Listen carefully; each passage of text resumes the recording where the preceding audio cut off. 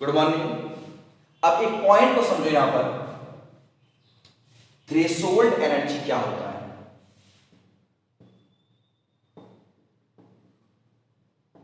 Threshold energy क्या होता है? दहली ऊर्जा।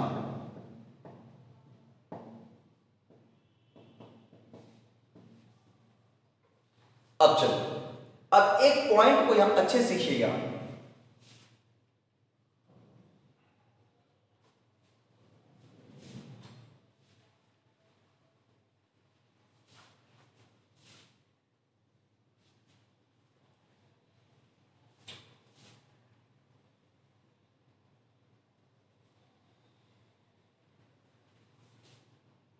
यहां ध्यान दो बाबू,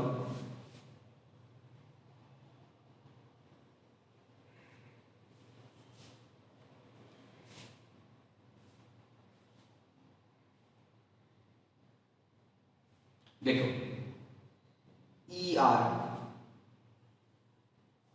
ई पी, ई ए, एकदम बहुत ही अच्छे ढंग से सीखेगा। ई ए,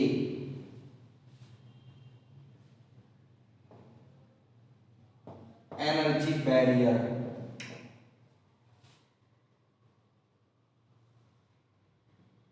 ये हो गया आपका ई ए, ये हो गया आपका ई आर, और यहां से लेकर यहां तक हो गया ई टी।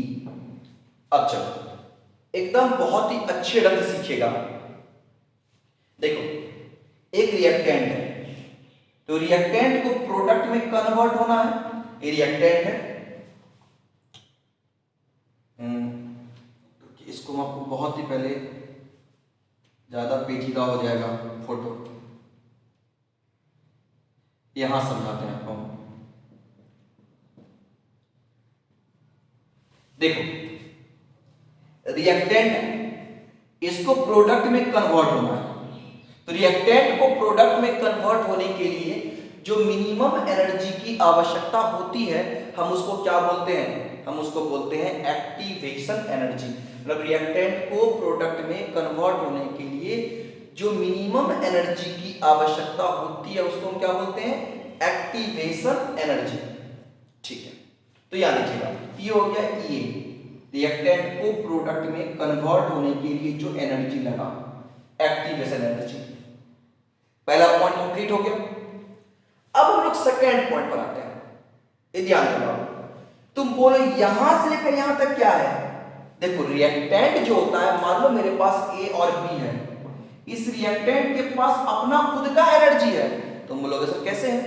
देखो, रिएक्टेंट में क्या एटम है, और एटम न्यूक्लियस के चारों घूमता है, मतलब उसके पास अपना एनर्जी तो है। तो ये क्या हो गया? Energy of reactant. और जैसे जैसे रिएक्टेंट बनेगा प्रोडक्ट, अपना एनर्जी लॉस कर देगा, तो एनर्जी घट गया। यहाँ पर देखो, तो ये पढ़ाई भी था आपको केमिकल बॉन्डिंग में कि मॉलिक्यूल कंबाइन क्यों होता है? In order to attain minimum energy, अपने एनर्जी को लॉस करना चाहता है और स्टेबिलिटी चाहता है। एक बात देखो, ये क्या हो गया? तक बताओ, इतना पार्ट क्या है? ये इतना पार्ट क्या है? यहां से लेकर यहां तक रिएक्टेंट का एनर्जी, रिएक्टेंट का एनर्जी। और ध्यान दीजिएगा, और ये क्या है? Activation energy. ये क्या हो गया आपका? Energy of activation.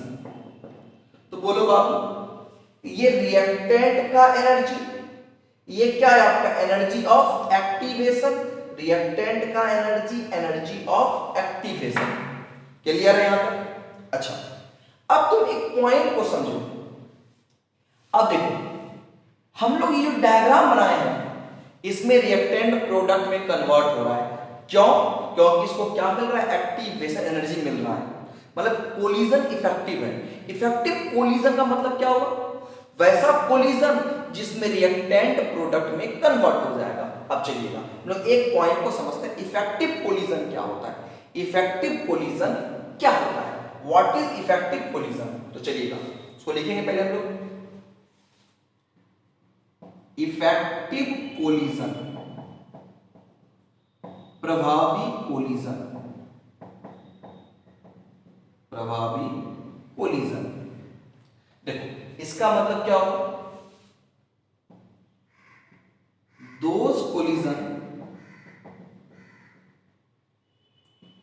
which result into product, वैसा कोलिजन जिनमें प्रोडक्ट आ जाए, वैसा कोलिजन जिनमें प्रोडक्ट आ जाए। अगर प्रोडक्ट आ गया तो वो क्या कहलाएगा, इफेक्टिव कोलिजन, और प्रोडक्ट नहीं आएगा तो बोले इनइफेक्टिव कोलिजन। अच्छा, हम लोग ये जो फोटो बनाए, ये फोटो क्या है, इफेक्टिव कोलिजन का है। तो अब एक बात को ध्यान रखना, अब एनर्जी देखो, activation energy plus energy of reactant, energy of reactant मतलब रिएक्टेंट के एनर्जी में एक्टिवेशन एनर्जी ऐड की, तो एक एनर्जी मिला, एक मिनिमम एनर्जी मिला जो इफेक्टिव कोलिजन के लिए जरूरी है। मान लीजिएगा एक्टिव एनर्जी 50 है और यहां पर 20 मिला ना, 70 जूल चाहिए जिससे कि रिएक्टेंट क्या बन जाए, प्रोडक्ट कन्वर्ट हो जाएगा। तो ध्यान दीजिएगा, ये जो activation energy plus energy of reactant दोनों को जो कंबाइन किए एक नया एनर्जी मिला, उसको क्या बोलते हैं हम, थ्रेशोल्ड एनर्जी, ET। तो बताइएगा हम थ्रेशोल्ड एनर्जी को बोल सकते हैं ऐसा, बोलो यहां पर कौन है, रिएक्टेंट का मॉलिक्यूल है, तो बोलेंगे रिएक्टेंट के मॉलिक्यूल के पास इफेक्टिव कोलिजन के लिए जो एनर्जी की न्यूनतम मात्रा, इफेक्टिव कोलिजन का मतलब क्या हो गया, यहां से लेकर यहां तक, मतलब एनर्जी का न्यूनतम मात्रा energy of reactant plus activation energy, वही क्या कहलाता है, थ्रेशोल्ड एनर्जी। तो हम बोलेंगे थ्रेशोल्ड एनर्जी क्या होगा, it is the minimum amount of energy which reactant molecule have for effective collision। देखते हैं इसको, तो लिखिए बाबू इसको,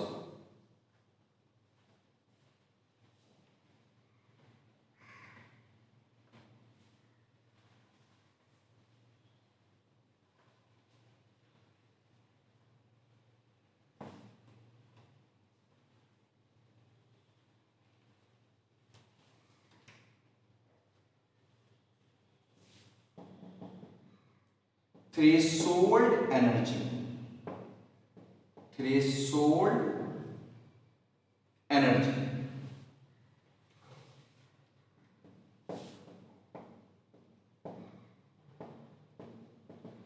दहली ऊर्जा,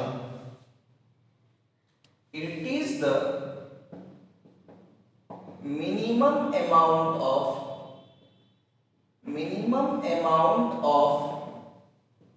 energy which reactant have in effective collision, प्रभावी कोलिजन में यह रिएक्टेंट के पास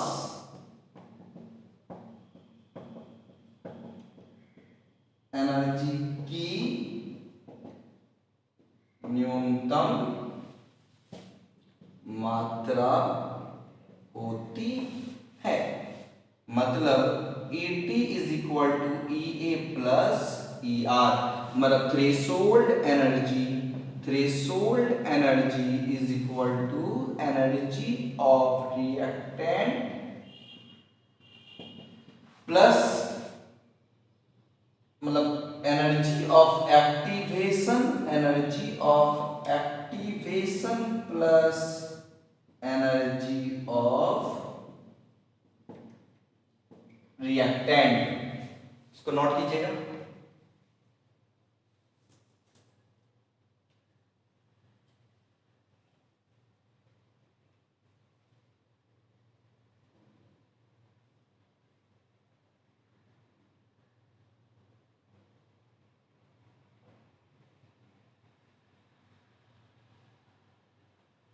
अब एक तो ये हम लोग कंप्लीट करते हैं। अच्छा बताओ, मेरे पास दो रिएक्शन है, एक रिएक्शन फास्ट है, एक स्लो है, तो बोलो एक्टिवेशन एनर्जी अधिक किसका होगा, फास्ट वाले का स्लो वाले का?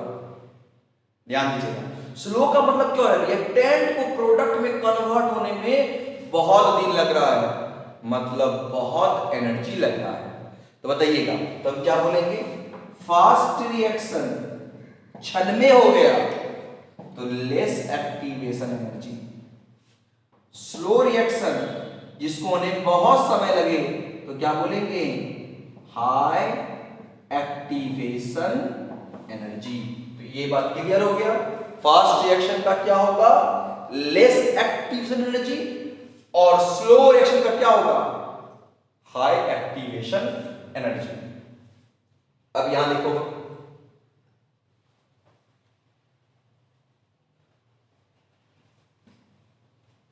ये तो हम लोग एक दिन और क्लास लेंगे, आपका लास्ट क्लास लेंगे, इसलिए आज बहुत कम क्वेश्चन कराएंगे, इसके बाद सिर्फ और सिर्फ 2 ही क्वेश्चन कराएंगे।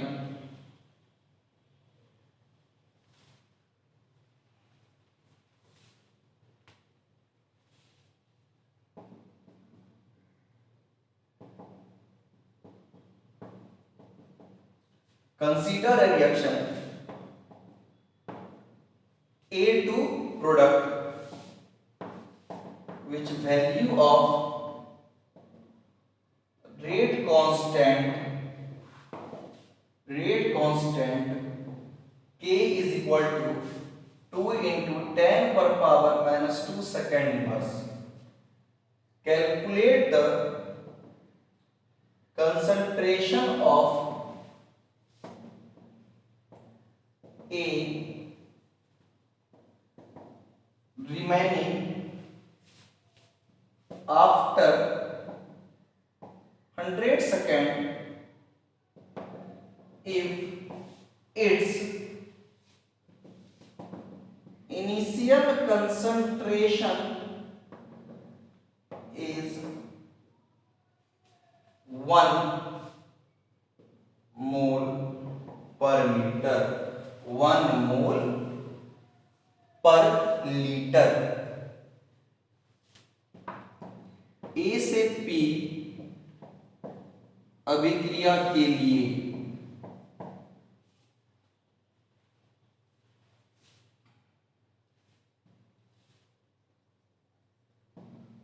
रेट कांस्टेंट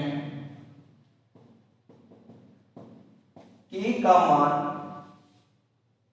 2 into 10 पर पावर -2 सेकेंड इनवर्स है। 100 सेकेंड के बाद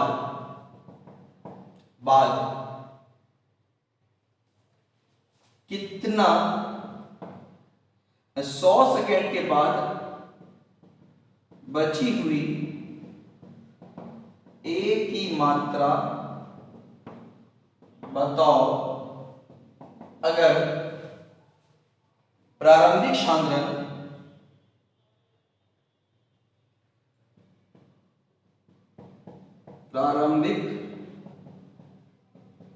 सांद्रण 1 मोल पर लीटर है। नोट कीजिएगा इसको।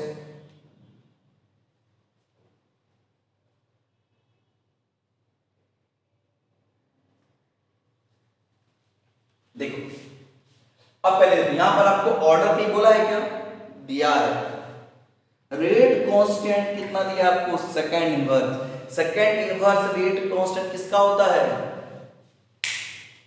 फर्स्ट ऑर्डर रिएक्शन का। तो यहां देखो अब एकदम तुम यहां ध्यान दो बाबू, क्या क्या दिया है, इसको एकदम अच्छे से हम लोग सीखते हैं।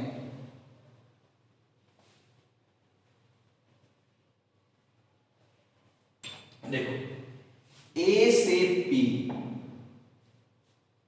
रेट कांस्टेंट के दिया गया है, बोला 100 सेकेंड के बाद बची हुई ए का मात्रा बताओ, प्रारंभिक सांद्रण इतना, मतलब टाइम 0 पर 1 मोल पर लीटर है, टाइम 0 पर, और ये 0 होगा।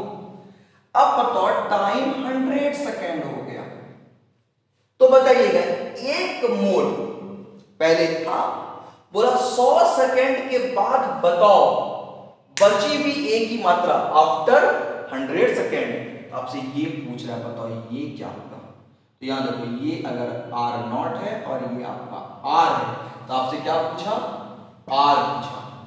और बोलो रेट कांस्टेंट के का मान इतना दिया है, ठीक है। अब चलिएगा अब हम लोग इसको सॉल्व करते हैं। यहां देखिए क्वेश्चन में पहला बात ऑर्डर नहीं दिया है, हम लोग को रेट कांस्टेंट से उस ऑर्डर को पकड़ना था। ये ऑर्डर कैसा है, फर्स्ट ऑर्डर रिएक्शन है।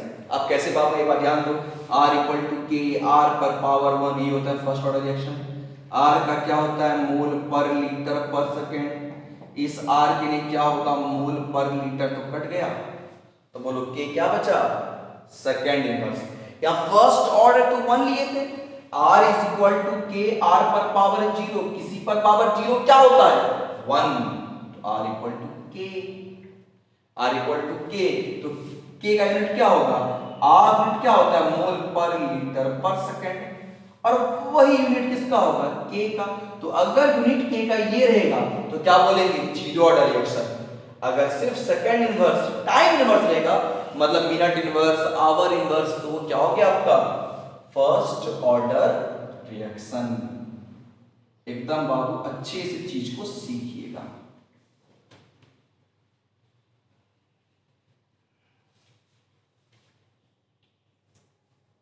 देखिएगा calculation of R, T is equal to 2.303 by K log R naught by R। T K, बोलो K का वैल्यू कितना, 2 इंटू 10 पर power -2 log R naught, R naught कितना आपको दिया है 1, R निकालने बोला, ठीक है। तो यहां देखो बाबू T is equal to 2.303, 2 into 10 का पावर 2 ऊपर गया, तो log a by b, log a minus log b, log 1 minus log r, यहां से आ गया। सॉल्व कीजिएगा, इतना by 2, log 1, 0 minus log r। अच्छा t का वैल्यू कितना आपको दिया है 100 सेकेंड, तो यहां पर t के बदले कितना आ गया 100 आ गया, तो यहां से 200 बाय 230, 0 माइनस log r, तो यहां से log r का कुछ वैल्यू आएगा, माइनस log r कुछ आएगा, तो यहां से क्या कीजिएगा, इसका आप एंटी लॉग निकालिएगा, और एंटी लॉग जब निकालिएगा तो आपका आंसर यही आएगा। कि आपका होमवर्क भी है, आप इसको सॉल्व कीजिएगा तो यहां से कुछ log r का वैल्यू आएगा, फिर इस r को पुट कीजिएगा तो एंटी लॉग आएगा। जैसे कि मान लीजिएगा log r is equal to 5 आया, log r is equal to 5 आया, तो r क्या हो जाएगा, एंटी लॉग 5 निकालना है, आपको सिखा दिए एंटी लॉग निकलता कैसे। तो यहां इसको सॉल्व कर लीजिए, यहां से इसको आप सॉल्व कर लीजिएगा, तो ये पार्ट तो आपका यहां से हो जाएगा। तो देखिए ये भी एनसीईआरटी क्वेश्चन है, हम कुछ कुछ एनसीईआरटी क्वेश्चन साथ में लेके चल रहे हैं, तो एक बात ध्यान दो, तो यहां से एक कॉन्सेप्ट लगा सकते हैं ये आपका। और अब देखिए ध्यान दीजिएगा, अब जो क्वेश्चन करा रहे हैं बहुत ही शानदार क्वेश्चन करा रहे हैं, one of the best question करा रहे हैं, आप इसको बहुत ही अच्छे ढंग से सीखिएगा।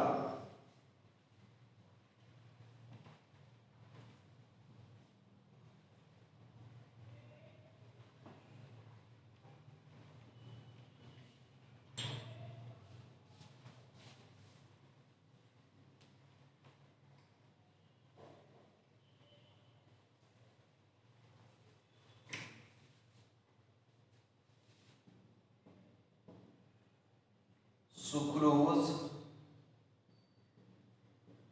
decomposes in acidic solution to give glucose and fructose. Sucrose decomposes in acidic solution to give glucose and fructose.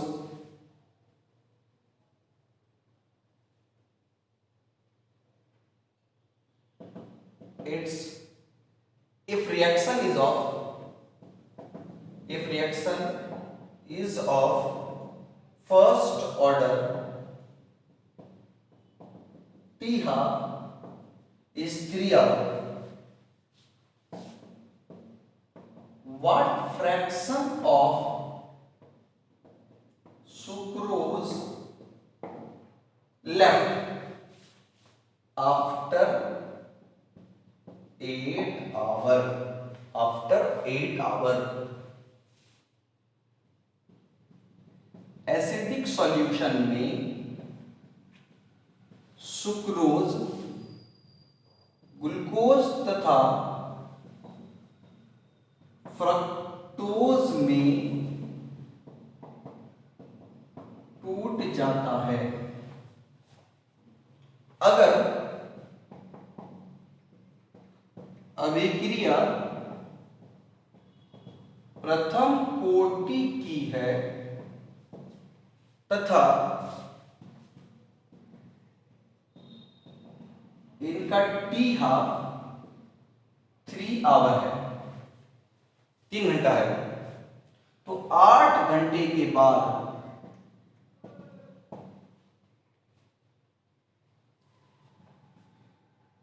Sucrose की बची हुई प्रभाज बताओ। नोट कीजिएगा।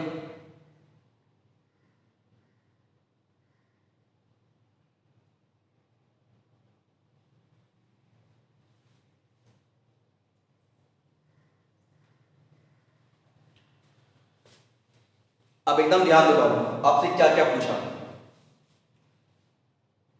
आपसे बचा हुआ पूछ रहा है, इनिशियल दिया हुआ नहीं है।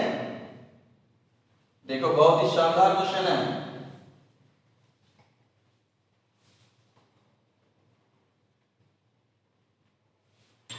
इसको बहुत ही अच्छे ढंग से सीखिएगा।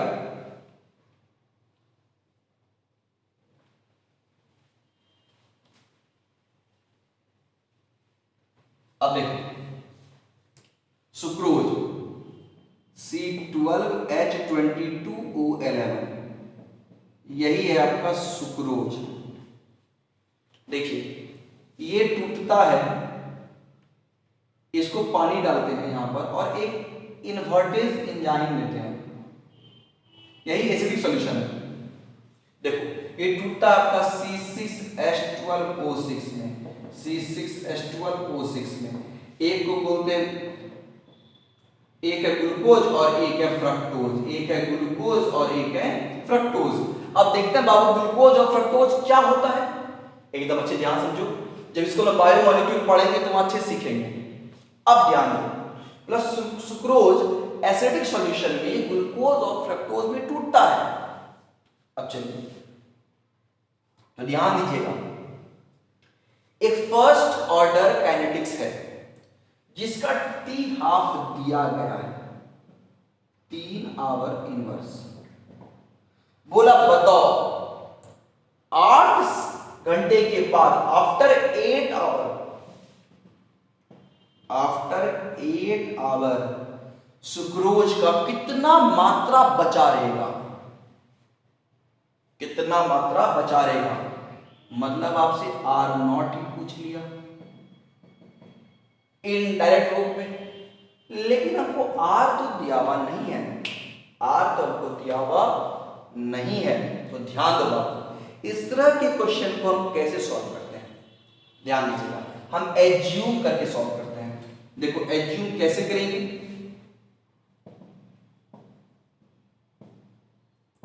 टी हाफ R निकालना है आफ्टर 8 आवर। देखो इसको हम सॉल्व कैसे करते हैं, हम लोग इसको ऐसे एज्यूम करते चलते हैं, बोलते हैं at time t equal to 0, मान लेते हैं टाइम 0 पर, मान लेते हैं टाइम 0 पर इनिशियल मेरे पास 1 मोल पर लीटर सुक्रोज है, मान लेते हैं इनिशियल 1 मोल मानते हैं, और ये बना ही नहीं है 0 0, ऐसे किसी को मतलब ही नहीं है। अच्छा अब बोलेंगे आफ्टर 8 आवर,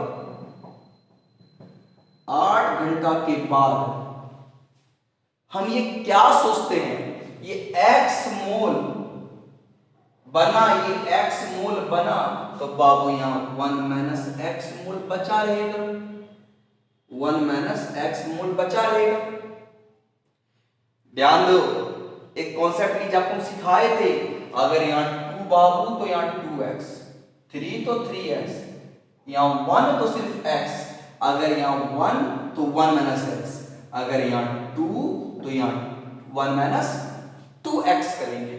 और एक कॉन्सेप्ट यहां ध्यान दीजिए बाबू, यही आपका सुक्रोज C12H22O11, आप एक बार इसको अगर काउंट करें तो बाबू 12, 22 2 24, 11 12, ध्यान दो एक बार देख लो बैलेंस है क्या नहीं।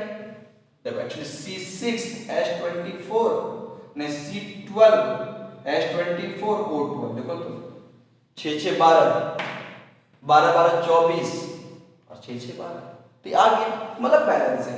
तो यहाँ देखो, तो पहले 1 मोल था, ये 0 0, 8 घंटे के बाद मान लेते हैं ये x मोल टूटा, ये x मोल टूटा, तो यहाँ क्या बचा 1 माइनस x, 1 माइनस x, क्योंकि यहाँ पर 1 है तो 1 माइनस x बचा, मतलब ध्यान दो, तो यही है आपका R0 और ये है आपका R, ये आपका R0, ये आपका R।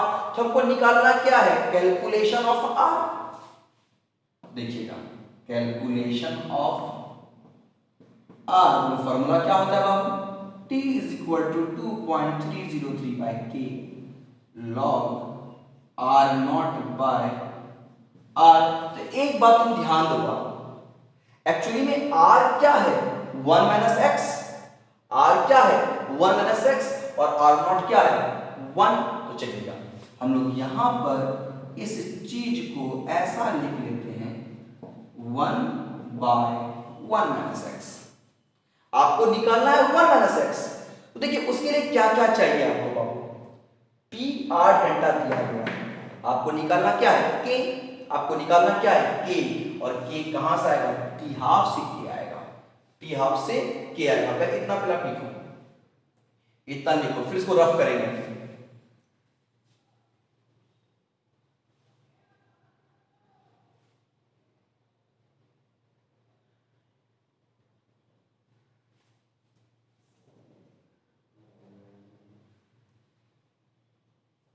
अब देखिए,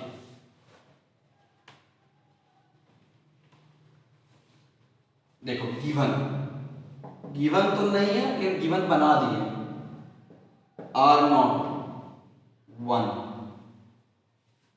R 1 minus x,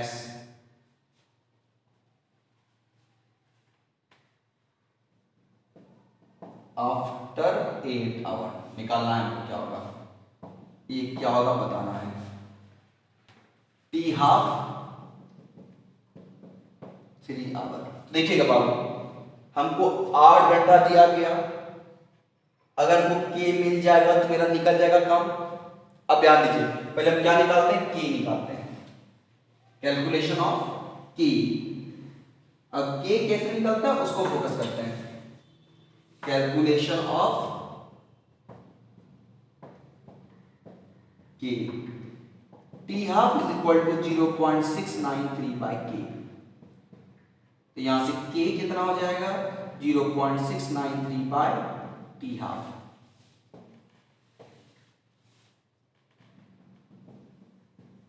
T half 3 hour, ऊपर गया तो 0.231 आवर, ये क्या K आ गया। अब निकालना क्या हमको, एक्चुअली निकालना है हमको 1 माइनस x, देखिएगा, कैलकुलेशन ऑफ आर, देखिएगा t is equal to 2.303/k log r not by r। तो देखिए t आफ्टर 8 आवर, तो t आपको दिया 8 घंटा के बाद हम निकाल रहे हैं k 0.231 log r नॉट के बदले 1, r के बदले 1 माइनस x,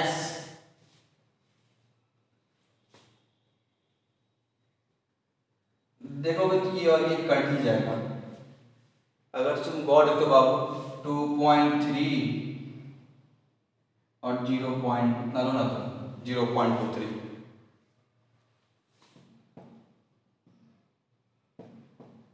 तो लगभग 10 बार में, लगभग 10 बार में। तो यहां से आपका आ गया 8, इधर 10 log 1/1 माइनस x, तो 8/10 log 1/1 माइनस x। इसको नोट कीजिएगा।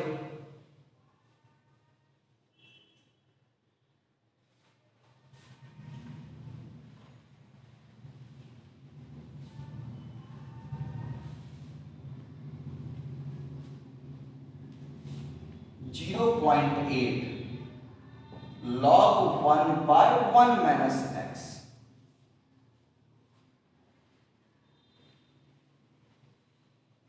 अब देखो 0.8 log 1 minus log 1 minus x log a/b, ऐसा आ गया।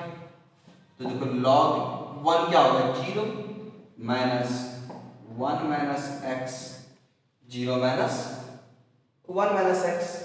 देखो तो log 1 minus x is equal to 0.8 negative,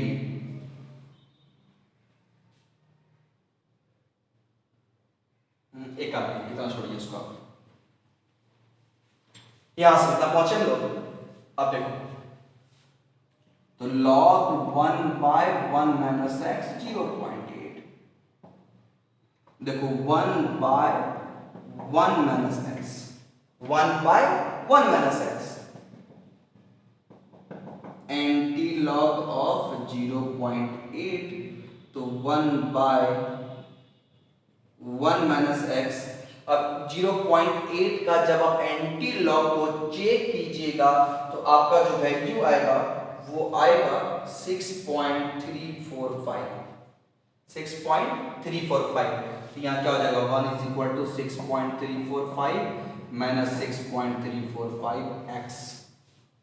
तो 6.345x इधर गया, तो 6.345 माइनस 1, 6.345x इक्वल टू 5.345। देखो बाबू कितना पे लिखो, देखो ये फॉर्मूला है, टाइम 8 घंटा बाद पूछ रहा है, पे निकाल चुके हैं।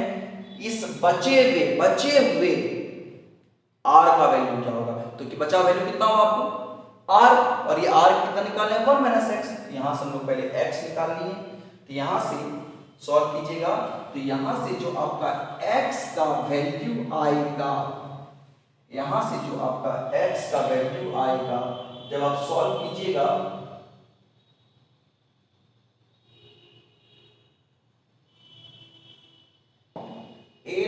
आएगा 0.842 आएगा। और आपको निकालना क्या, आपको r, कैलकुलेशन ऑफ r क्या होता है 1 माइनस x, 0.842, 0.158 m। तो ये आपका r का वैल्यू आया, इसको नोट कीजिए बाबू।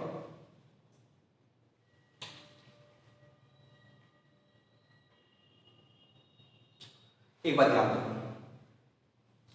इस क्वेश्चन को हम फिर से सिखाते हैं आपको, आप एकदम क्विक समझिएगा, तुरंत सीख जाओगे। इसको नोट कीजिएगा।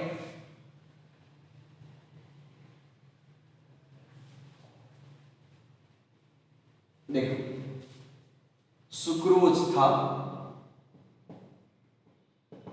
एसिडिक सॉल्यूशन में ये ग्लूकोज और फ्रक्टोज में टूट गया।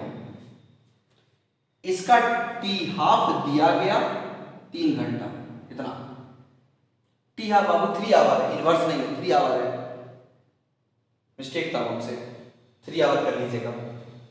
अब बोला बताओ 8 घंटे के बाद जब टी हो गया आपका 8 घंटा, तो बोलो सुक्रोज का कितना मात्रा बचा होगा। आपसे एक्चुअली आर पूछा। देखिए हमको आर नॉट नहीं दिया, हम मान लेते हैं टाइम 0 पर ये 1 था, ये 0 0 किसी, अब देखिए 8 घंटे के बाद मान लो यहां पर 1, यहां पर भी 1 है, एक्स बना, ये एक्स बना, इसी से घटा होगा तो 1 माइनस एक्स। अगर बाबू यहां 1 तो एक्स, 2 तो 2x। चलिए बस यही आपको 1 माइनस एक्स का वैल्यू निकालना है। फॉर्मूला क्या होता है 2.303 by t is equal to 2.303 by k log r not by r। और बोलिए r नॉट के बदले क्या लिखेंगे 1 और r के बदले 1 माइनस x, 1 माइनस x। चलिए ठीक है। अब यहां से बाबू t कितना आपको दिया है 8 घंटा दिया गया, 8 घंटा। अब निकालना क्या आपको k, आपको t हाफ दिया गया है 0.693 बाय k। तो बाबू यहां पर हम लोग क्या करेंगे t half is equal to 0.693 by k। तो यहां से k क्या हो जाएगा अपॉन t हाफ, और t हाफ कितना आपको दिया है 3 घंटा, तो यहां से k आ गया। यहां से k पुट करेंगे, जब सॉल्व करेंगे तो 1 माइनस x इतना आया, 1 माइनस x इतना आया। नहीं देखो तो यहां से x का वैल्यू 0.15 0.842 आया सॉल्व करने के बाद। लेकिन एक्चुअली आपको चाहिए कितना 1 माइनस एक्स, तो यहां सब वैल्यू पुट कीजिएगा, फिर यहां से आपका x का वैल्यू आएगा। उसके बाद ध्यान दो बाबू, तो यहां से हम लोग क्या करेंगे 1 माइनस एक्स, 1 माइनस 0.842, तो आपका आंसर आ गया इतना। मतलब पहले इतना था और अब कितना बचा 0.158 m बचा। तो हम लोग को अगर कभी r नॉट नहीं दिया रहेगा तो हम इसको एज्यूम करके इस अंदाज में क्वेश्चन को बना सकते हैं। तो ध्यान दो बाबू, तो यही तो आपका आंसर हुआ।